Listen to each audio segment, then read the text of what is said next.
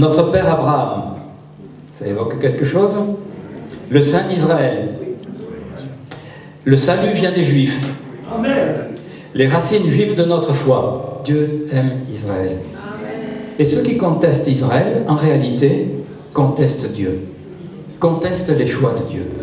La venue de Jésus sur terre, c'était le début de la réalisation de la promesse à Abraham. Toutes les nations seront bénies en toi. Toutes les nations seront bénies. Et là, eh bien, c'est la gloire. Jésus, il est gloire pour le peuple de Dieu Israël, mais il est aussi lumière pour éclairer les nations.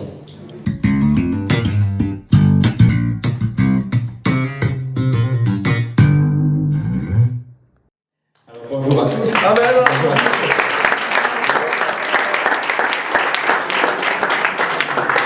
tous. Et c'est vrai que c'est un plaisir d'être avec vous aussi.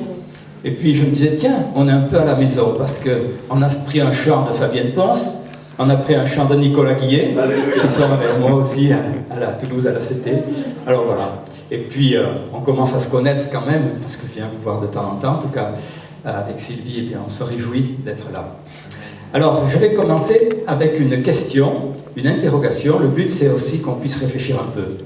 Imaginez que vous alliez quelque part dans la rue, vous faites un radio-trottoir, donc vous êtes journaliste, vous interrogez les gens et vous leur posez comme question: Israël, qu'est-ce que ça évoque pour vous? Quelles seraient les réponses? Je pense qu'il y aurait toutes sortes de réponses qui sont surtout liées à l'actualité, à ce que les médias communiquent. Il y aurait des réponses très favorables, des réponses très défavorables. Voilà. Le nom même d'Israël ne laisse pas insensible, ça divise. Eh bien moi j'aimerais commencer justement en parlant d'Israël. Et il y a des expressions qu'on emploie assez souvent si on a bien lu la Bible. Vous êtes des gens qui lisaient la Bible? Oui, quand même. Ces expressions, par exemple, j'en ai pris 4. Notre père Abraham, ça évoque quelque chose? Le Saint d'Israël. Le salut vient des Juifs. Amen. Les racines juives de notre foi. Eh bien, je voudrais commencer avec ces expressions pour amener une réflexion, non seulement vis-à-vis d'Israël, mais aussi ensuite pour nous-mêmes. Alors, on va commencer par quelques lectures. Dans le livre des Actes, chapitre 7, c'est Étienne qui, juste avant d'être tué à coups de pierre, dit ceci, commence à parler, il dit: le Dieu de gloire apparut à notre père Abraham. Voilà, une première expression. Dans Ésaïe 30,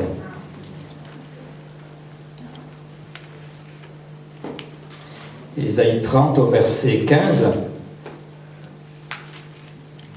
Car ainsi a parlé le Seigneur l'Éternel, le Saint d'Israël, c'est dans votre retour à Dieu et le repos que sera votre salut. C'est dans le calme et la confiance que sera votre force. On connaît bien la seconde partie du verset, mais voilà, le verset entier parle du Saint d'Israël. Jean 4, quand Jésus rencontre la femme samaritaine, c'est une discussion entre eux, et puis à un moment donné, Jésus parle de l'adoration, et puis au verset 22, il est dit: vous adorez ce que vous ne connaissez pas, nous adorons ce que nous connaissons, car le salut vient des Juifs. On peut réfléchir sur ces questions-là, et dans Romains 11, les chapitres 9, 10 et 11 de la lettre aux Romains parlent de la relation des nations, on va dire, avec les Juifs, et Paul écrit ceci au verset 17: si quelques-unes des branches ont été retranchées, et si toi, olivier sauvage, tu as été greffé à leur place, et si tu as participé à la racine et à la sève de l'olivier, ne te glorifie pas aux dépens des branches. Si tu te glorifies, sache que ce n'est pas toi qui portes la racine, mais c'est la racine qui te porte. Voilà. Alors, placé dans le contexte d'une vie attachée à Christ et qui lit la parole, on se dit c'est à peu près normal Mais si on prenait ces expressions, ou si on les lit dans un contexte de notre société qui a une attitude très tranchée vis-à-vis d'Israël, et comme je disais tout à l'heure, soit vraiment pour, soit vraiment contre, eh bien, ces paroles-là peuvent être étonnantes et il y a un décalage. Mais alors, qu'est-ce qui est juste et sur quoi s'appuyer? Ben, sur la Bible. Là, je crois qu'il n'y a pas photo, comme on dit. Hein. Vraiment, on va s'appuyer sur la Bible. Et un résumé de ces textes, un condensé de ces textes, ce serait Israël est au centre. Et c'est la première alliance. Israël est au centre. Dieu a choisi Israël. Au centre même du cœur de Dieu. Et quand je parle du centre, eh bien, ça veut dire qu'il y a quelque chose autour. Il y a le centre, puis il y a quelque chose autour. Et autour, eh bien, c'est vous et moi. Ce sont les nations. C'est ceux qui ne sont pas Israël.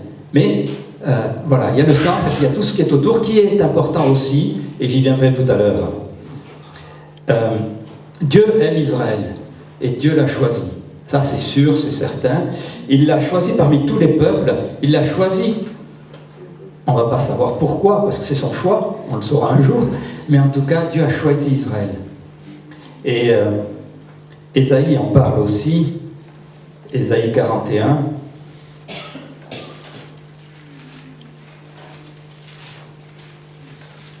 Versets 8 à 10. Toi, Israël, mon serviteur, Jacob que j'ai choisi, race d'Abraham, mon ami, toi que j'ai saisi des extrémités de la terre, que j'ai appelé de ses confins, et à qui j'ai dit, tu es mon serviteur, je te choisis, je ne te rejette pas, sois sans crainte, car je suis avec toi. Voilà. Et c'est quelque chose qui est évident et que l'on retrouve à beaucoup d'endroits dans la Bible. Dans le Deutéronome, il est même parlé d'Israël comme étant la prunelle de l'œil de Dieu. La prunelle, c'est sensible, c'est important. Israël est aussi important que cela aux yeux de Dieu. Le psaume 135. Louez l'Éternel, car l'Éternel est bon. Psalmodiez en l'honneur de son nom, car il est favorable. Car l'Éternel s'est choisi Jacob, Israël, pour qu'il lui appartienne en propre. Voilà. Il y a eu ce choix, cette détermination de notre Seigneur. Israël est important. Et il est le centre. Et puis, il y a ce qui est autour. Et il viendrait. Quand Dieu appelle Abraham, des fois on chante Papa Abraham, vous l'avez déjà chanté? Papa Abraham a beaucoup d'enfants. On chantait ça il y a au moins 40 ou 50 ans quand je me suis converti, mais bon. Le Père Abraham, si vous me permettez de l'appeler comme ça. Genèse 12, au verset 1, quand Dieu le choisit, Dieu dit à Abraham, va-t'en de ton pays, de ta patrie et de la maison de ton père vers le pays que je te montrerai. Je ferai de toi une grande nation et je te bénirai. Je rendrai ton nom grand, deviens donc une source de bénédiction. Je bénirai ceux qui te béniront, je maudirai celui qui te maudira. Toutes les familles de la terre seront bénies en toi. C'est une promesse formidable. D'une part, Abraham, qui probablement venait de Ur, en tout cas son père y avait été, peut-être qu'il était né là-bas, peut-être pas. Abraham reçoit cette promesse, tu auras une grande descendance, tu auras une grande famille, un peuple nombreux. Il était sans enfant à ce moment-là. Et puis, toutes les nations seront bénies en toi. Donc il y a les deux dimensions déjà, dès l'appel d'Abraham, lui et Israël qui viendra ensuite, et puis aussi toutes les nations. Et la première leçon que je veux tirer, c'est que quand on sait que Dieu aime autant Israël, eh bien ça peut nous poser des questions sur notre attitude de cœur. Est-ce que nous, on arrive à aimer Israël autant que Dieu l'aime? Alors là, non, autant que Dieu l'aime, non, on n'y arrivera pas. Mais est-ce qu'on aime Israël? Est-ce qu'on est prêt à laisser de côté tous les messages étonnants ou ambigus que les médias nous communiquent pour s'attacher à ce que Dieu dit? Dieu aime Israël. C'est étonnant comment Israël divise autant, ou en tout cas comment nos médias en parlent autant. Parce que si on se place si on regarde la situation géopolitique dans beaucoup de pays, il y a des situations aussi dramatiques, aussi tendues, aussi conflictuelles, mais on en parle beaucoup moins. Pourquoi? Pourquoi il en est autant question? Parce que Israël, ce n'est pas simplement une terre ou un peuple, c'est un choix de Dieu. Et ceux qui contestent Israël, en réalité, contestent Dieu, contestent les choix de Dieu. Et c'est ça qu'il faut bien réaliser, c'est que Israël même ne laisse pas indifférent. Et dans nos cœurs, on a besoin de s'aligner avec ce que Dieu dit. Et on a besoin d'avoir conscience qu'il y a là un combat spirituel. Alors, je crois qu'on doit apprendre à chercher la pensée de Dieu et le cœur de Dieu. Aimer Israël, qu'est-ce que ça veut dire? Ben, ça veut dire prier pour Israël, prier pour les Juifs, ça veut dire chercher ce qui est juste pour eux, aujourd'hui. On ne va pas seulement rester dans les promesses de l'ancienne alliance, de la première alliance, mais aujourd'hui, qu'est-ce que ça veut dire? C'est peut-être les soutenir lorsque l'on sait qu'ils sont agressés. C'est les rencontrer, pourquoi pas? Moi j'ai mis le pins là, voilà, c'est une manière aussi de dire, bien, je suis là, à leur côté. Mais la deuxième leçon, c'est que si Dieu aime Israël qui est au centre, eh bien, Dieu a déjà parlé des nations. Et la deuxième leçon, c'est que Dieu aime aussi les nations, donc vous et moi. Et Dieu aime d'un amour inconditionnel. S'il y a un mot que vous avez à retenir de tout ce matin, de tout ce que je vais dire, vous retenez inconditionnel. Dieu aime d'un amour inconditionnel. Il y a beaucoup de textes qui parlent de cela, et quand on cherche à voir au travers de la Bible comment Dieu nous aime, comment Dieu vous aime, comment il m'aime, il y en a énormément. Dieu a tellement aimé le monde. C'est ça la base, le fondement. Et l'histoire de Dieu avec Abraham, puis avec Israël, ça nous montre quelque chose, c'est un élan qui va vers les nations. Parce que déjà les nations étaient dans le cœur de Dieu, dans Genèse 12, il en est question. Dieu aime ceux qui ne sont pas de son peuple élu. Voilà. Si on n'a pas de racines juives, si on n'est pas juif, eh bien, Dieu nous aime autant. Et en pensant à l'amour de Dieu pour les nations, je vais prendre quelques passages bibliques dans lesquels déjà on voit depuis longtemps comment Dieu prend soin des nations. Et la première chose, c'est avec la ville de Ninive. Ninive.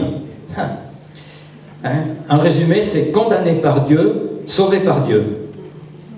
Vous connaissez l'histoire de Jonas, il est envoyé, lui il est sûr que Dieu veut condamner Ninive, donc il va dire, voilà, dans 40 jours, Ninive est détruite. Et c'était le message que Dieu lui avait donné. Et puis les plans changent. Alors lui, il n'est pas content, ok, on va le laisser avec son mécontentement, mais pour moi, ça parle de Dieu qui a vu le cœur des gens et qui avait en vue leur bénédiction. Dieu n'a pas changé, son plan a changé, oui, mais le cœur de Dieu et l'amour de Dieu pour les gens de Ninive n'avaient pas changé. C'était ça qu'il voulait, dire à ces étrangers, parce que Ninive, il faut se rappeler que c'est quand même en Irak, donc loin d'Israël et chez des étrangers, qui n'étaient pas forcément aimés en plus, eh bien, Dieu dit, voilà, moi je voulais les sauver, et c'est ce que Dieu a fait. La parabole du bon samaritain, pour parler de l'amour de Dieu, pour parler du prochain que l'on doit aimer, eh bien Jésus prend comme exemple un samaritain, ces peuples qui étaient au nord d'Israël, qui étaient là depuis peut-être 500 ans, 800 ans à peu près, qui avaient adopté des traditions juives, mais qui n'étaient pas juifs au départ. Donc il y avait vraiment une guéguerre entre les juifs et les samaritains. Eh bien, Jésus choisit exprès les samaritains pour dire l'amour de Dieu, voilà quelqu'un qui l'a manifesté. Je crois que Dieu se plaît à nous faire comprendre que toutes les nations sont aimées de Dieu. Et puis, la grande mission que Jésus donne à tous ces apôtres, c'est « Allez, faites de toutes les nations des disciples ». Et il les envoie d'abord, on connaît le texte dans Acte 1:8, quand il est question qu'ils allaient être remplis du Saint-Esprit, il les envoie à Jérusalem, en Judée, en Samarie et jusqu'aux extrémités de la terre. Et les apôtres sont envoyés, oui, pour Israël, mais aussi dans tout le reste de la terre. Et c'est ce qu'ils ont fait en allant dans tout le bassin méditerranéen. Un autre exemple, j'en ai encore quelques-uns comme ça, mais on pourrait en trouver encore beaucoup, j'imagine. Dans Luc 2, au moment de la naissance de Jésus, il y a Siméon qui savait, il avait reçu par le Saint-Esprit, il était sûr qu'il verrait le Messie. Et quand Jésus est là au temple, eh bien, il sait que c'est lui. Et voilà sa prière et sa parole. Luc 2, verset 27. Siméon vint au temple, poussé par l'Esprit. Et comme les parents apportaient le petit enfant Jésus pour accomplir à son égard ce qui était en usage, d'après la loi, il le reçut dans ses bras, bénit Dieu et dit « Maintenant, Maître, tu laisses ton serviteur s'en aller en paix selon ta parole, car mes yeux ont vu ton salut, que tu as préparé devant tous les peuples, lumière pour éclairer les nations et gloire de ton peuple Israël. » J'aime bien cette parole, cette prophétie, parce qu'on voit les nations et Israël. Et Siméon mêle les deux ensemble, il les attache l'un et l'autre. Un peu comme si la venue de Jésus sur terre, c'était le début de la réalisation de la promesse à Abraham. Toutes les nations seront bénies en toi. Toutes les nations seront bénies. Et là, eh bien, c'est la gloire. Jésus, il est gloire pour le peuple de Dieu Israël, mais il est aussi lumière pour éclairer les nations. Les deux vont ensemble. Alors, quand je disais au début, Israël, c'est le cœur, c'est le centre, eh bien, les nations qui sont tout autour, elles sont intimement mêlées dans la pensée, dans le cœur de Dieu. L'apôtre Paul, avant sa conversion, c'était un rabbin qui avait étudié les Écritures, donc quelqu'un vraiment un bon juif, imprégné de toute la culture juive, il ne faut pas l'oublier ça, et il est envoyé comme apôtre des païens. À un moment donné, il écrit dans la lettre aux Galates, au verset 8, Dieu a fait de Pierre l'apôtre des circoncis, donc des juifs, il a fait de moi l'apôtre des païens. Et Paul, qui est un bon juif, eh bien, il est envoyé vers les nations, vers tous les non-juifs. Pourquoi ? Parce que le salut, il est pour les juifs et pour les non-juifs. Et quand je dis Dieu aime toutes les nations, je devrais dire Dieu vous aime, il nous aime, mais il aime aussi tous ceux qui ne sont pas encore à lui. Dieu aime les non-chrétiens. Et en réfléchissant, quand est-ce que Dieu m'a aimé ? Il y a longtemps.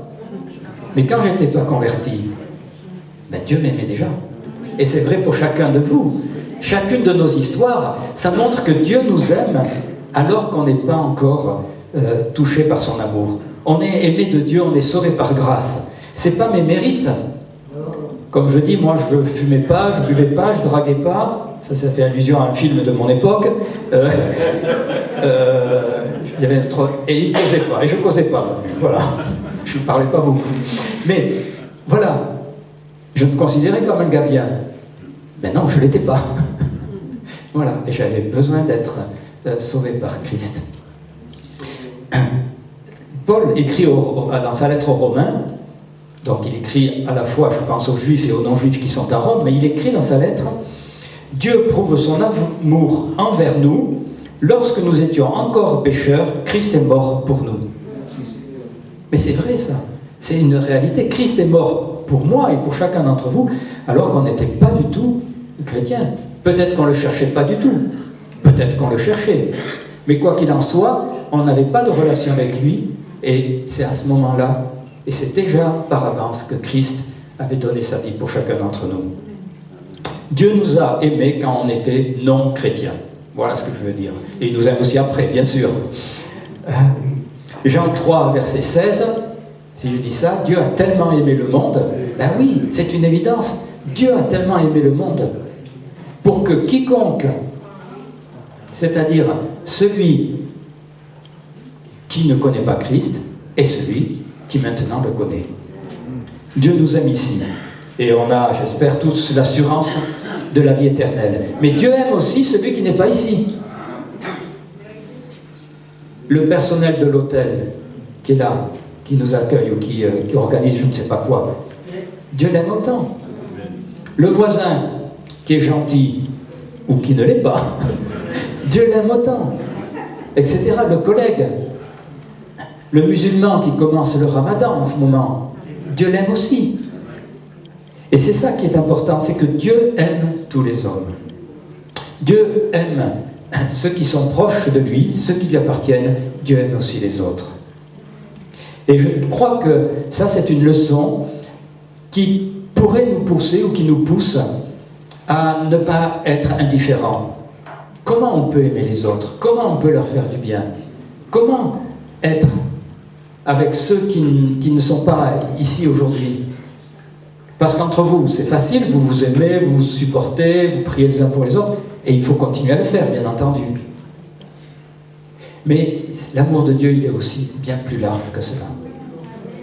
Et en commençant, je parlais de Israël, mais parce que je sais que l'amour de Dieu pour Israël, c'est quelque chose qui doit nous toucher profondément, qui doit grandir en chacun d'entre nous, mais qui doit aussi nous pousser à considérer que Dieu aime chaque personne. Et dans la vie de tous les jours, eh bien, il me semble que c'est important d'aller avec ce regard, c'est que telle ou telle personne, waouh, ben Dieu l'aime déjà, et moi j'en avais pas conscience, peut-être que vous en avez conscience, mais des fois non. Eh bien c'est important. Et ma prière, elle serait de 3 ordres, c'est que notre amour pour Dieu grandisse, que notre amour pour les Juifs grandisse, que notre amour pour le prochain grandisse. Et si vous voulez, on va prier comme ça. Père, je bénis ton nom parce que c'est toi qui es au-dessus de tout. C'est toi qui es Seigneur des Seigneurs. C'est toi qui règnes dans nos cœurs. Parce que nous avons eu une rencontre avec toi. Et je prie pour que notre amour pour toi grandisse, qu'il soit multiplié, qu'il augmente sans cesse. Je prie, Père, aussi pour que notre amour pour Israël, pour ton peuple, puisse grandir. Pour que nous soyons touchés par la façon dont tu les vois, dont tu les aimes, aujourd'hui encore, et que cet amour-là nous pousse à les aimer aussi. Et puis je prie, Seigneur, pour que notre amour pour les personnes qui nous côtoient grandisse sans cesse. C'est toi qui es au centre, c'est toi qui es élevé au-dessus de tout, c'est toi qui nous as appelés, c'est toi qui nous as touchés. Alors Père, je prie pour que tu fasses encore de même pour un grand nombre de personnes et que nous soyons auprès d'eux comme des personnes qui sont prêtes à leur témoigner de l'amour inconditionnel de Dieu. Je bénis ton nom, Seigneur, et je te dis merci en tout. Amen. Voilà, soyez fortifiés, restez avec ces 3 prières, si vous voulez les faire, et puis avec ce mot inconditionnel, l'amour de Dieu qui est inconditionnel, qui nous aime en tout temps, dans toutes circonstances. Quand on se juge quelqu'un d'à peu près bien, ou quand on se juge comme quelqu'un qui ne vaut pas grand-chose, Dieu ne dit pas ça. Dieu dit « je t'aime » d'un amour inconditionnel. Et je crois aussi que je peux le rajouter comme une 4e leçon ou une 3e leçon, c'est que quel que soit le regard qu'on porte sur nos propres vies, Dieu nous aime. Et donc c'est important d'avoir un regard juste sur nos propres vies. On peut être en forme ou pas, mais Dieu nous aime de la même manière. Voilà. Soyez bénis.